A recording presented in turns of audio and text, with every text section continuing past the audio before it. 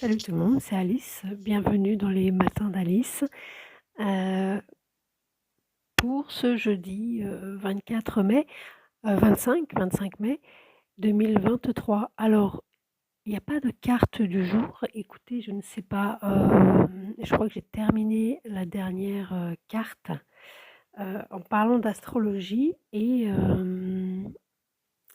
je n'ai pas eu le temps, pris le temps de faire les jours qui ont suivi, mercredi 24 et mardi 23 mai, et je n'ai aucune explication, si ce n'est peut-être une lecture astrologique de cet événement qui me surprend moi-même, avec l'entrée imminente de la planète Uranus dans le troisième décan du signe des taureaux, pour la première fois en plus de 80 années. Et il s'avère que j'ai à cet endroit-là, à 21 et quelques degrés, mon ascendant. C'est pour le moment la seule lecture qui pourrait me faire donner un sens à ce constat de tout à coup, de but en blanc, sans savoir pourquoi et sans explication, ne voilà, une routine qui se casse, qui se brise, qui une surprise. Alors je ne sais pas ce que ça va donner. J'ai pas l'intention de ne pas continuer la chaîne, au contraire. Est-ce que, quelle forme ça va prendre? Je ne sais pas encore. Mais je voulais au moins vous faire, ce petit message pour, tenir informés les quelques personnes qui sont passés sur la chaîne, qui passent sur la chaîne, éventuellement ceux qui écoutaient, plus régulièrement.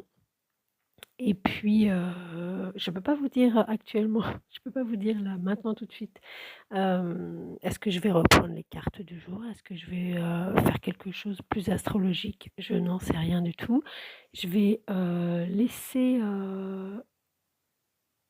les choses se faire d'une manière pour que ce soit plus aligné peut-être, mais en tous les cas, ce que je peux dire peut-être, au niveau astrologique, c'est que c'est un des effets d'Uranus, c'est pas du tout, ça m'étonne pas, hein, avec un tel transit, ça m'étonne pas du tout. J'ai eu, je sais pas si de votre côté vous avez pu, faire ce constat avec vos thèmes de naissance, mais chaque fois qu'Uranus, pour ma part, est passé à un endroit du zodiaque qui a activé un point sensible, effectivement, en tout cas en ce qui me concerne, c'est physique. Je ne peux pas, je ne peux pas. Je ne peux pas. Il n'y a rien qui ne peut être forcé. Euh, et, euh, et puis là, je constate peut-être, je mettrai l'accent avec ce qui se passe là sur quelque chose, peut-être voilà, de routinier, de quotidien, voilà, Uranus a quand même une énergie erratique, euh, qui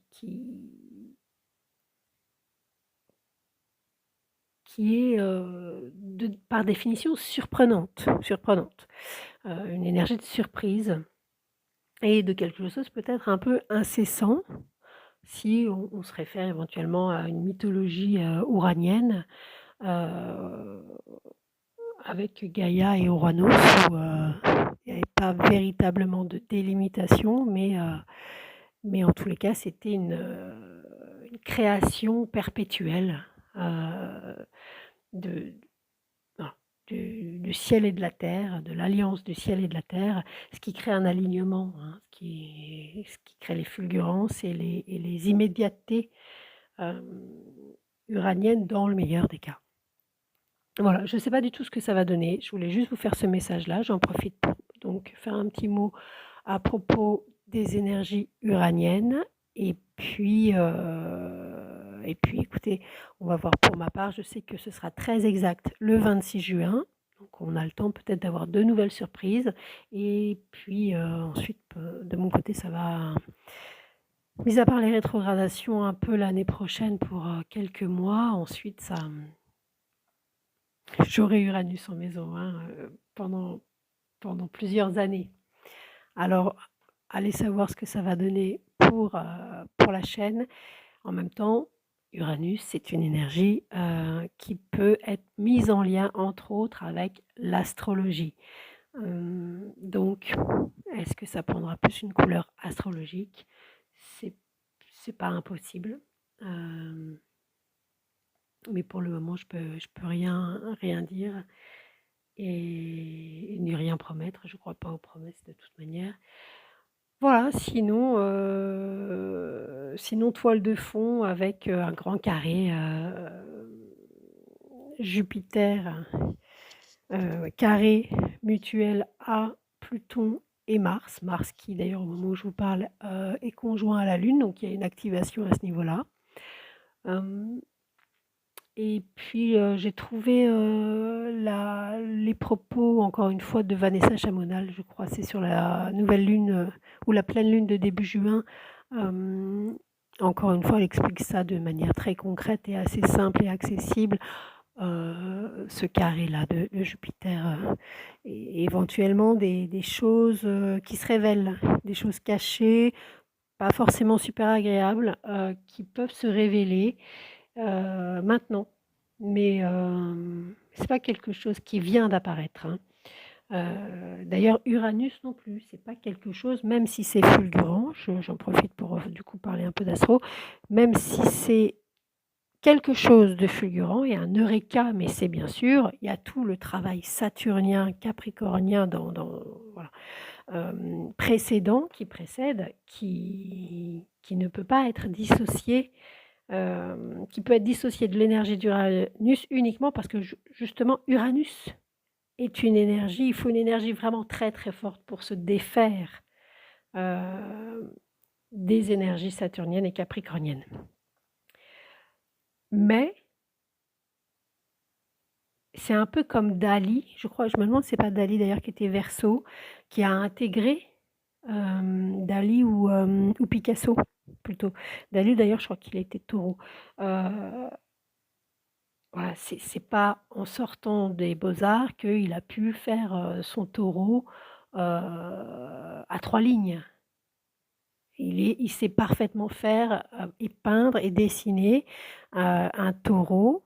Alors pour le coup, je parle de la bête, de l'animal, de manière très réaliste. Il connaît chaque muscle, chaque tendon, très réaliste, c'est-à-dire de manière très très saturnienne, hem, très académique. Et avec le temps, voilà, le temps, Saturne, il a pu extraire sa singularité et son propre trait, à lui pour, représenter, un animal et en l'occurrence, j'ai le travail qu'il a fait à propos du bœuf, du taureau, je ne sais pas si vous voyez ce que c'est. Peut-être que d'ailleurs je vais mettre, cette image, pour illustrer cette vignette, si je la retrouve. Voilà. Écoutez, je vous dis à bientôt. Je ne sais pas quand et je ne sais pas sous quelle forme.